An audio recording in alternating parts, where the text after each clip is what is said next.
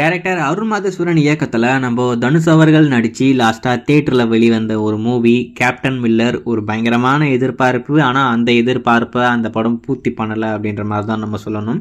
அந்த படத்துக்கு அப்புறமா D50 ராயன் நம்ம தனுஷ் அவர்களே டைரக்ட் பண்ணி ஒரு படம் பண்ணியிருக்காப்புல. அந்த படமும் மே மாதம் நம்ம தேட்டருக்கு கொண்டு போகலாம் அப்படின்ற மாதிரி முடிவு பண்ணியிருக்காங்க.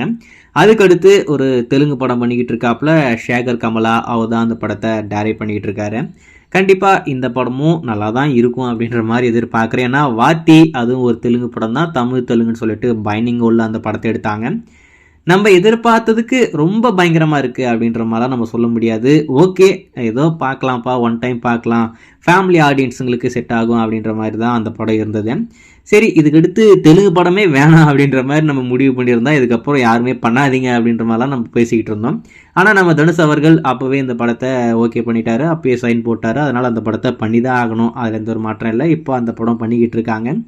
இந்த படமும் நம்மளுக்கு தேட்டரில் காத்துக்கிட்டு இருக்கு. இந்த வருடம் தனுஷ் அவருடைய ஃபேன்ஸுங்களுக்கு மொத்தமாக 3 ட்ரீட். கேப்டன் மில்லர் வந்துருச்சு, அதுக்கடுத்து ராயன், அதுக்கடுத்து இந்த தெலுங்கு படம் அப்படின்னு சொல்லிட்டு 3 ட்ரீட் உங்களுக்கு தொடர்ந்து காத்துக்கிட்டு இருக்கேன்.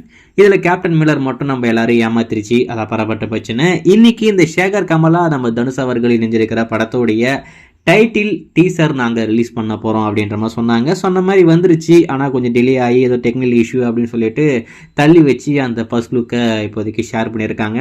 ரொம்பவே டிஃப்ரெண்ட்டாக இருக்குது. இப்போ கேப்டன் மில்லரில் ஒரு வேறு மாதிரி ஒரு லுக்கில் பார்த்துட்டு அப்படியே டிஃப்ரெண்ட்டான ஒரு லுக்கில் நம்ம தனுஷ் அவர்கள் இந்த படத்தில் இருக்காப்புல. லுக்கை பொறுத்த வரைக்கும் ரொம்பவே இன்ட்ரெஸ்டிங்காக இருக்குது. படம் எப்படி வரும்னு தெரியல.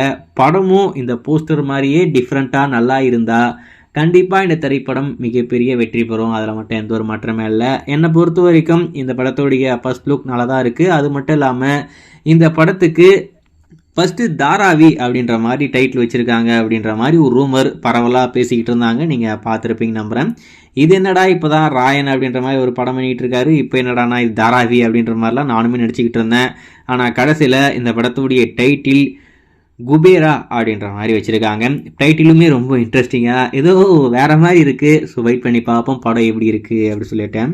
இதுக்கடுத்து இந்த படத்தோடைய ரிலீஸ் டேட், ஃபர்ஸ்ட் சிங்கிள் இதெல்லாம் நம்மளுக்கு கூடிய சீக்கிரம் காத்துக்கிட்டு இருக்கு. அதுக்கான அப்டேட்டும் கூடிய விரைவில் படத்தரப்பில் வரும். வெயிட் பண்ணி பார்ப்போம்.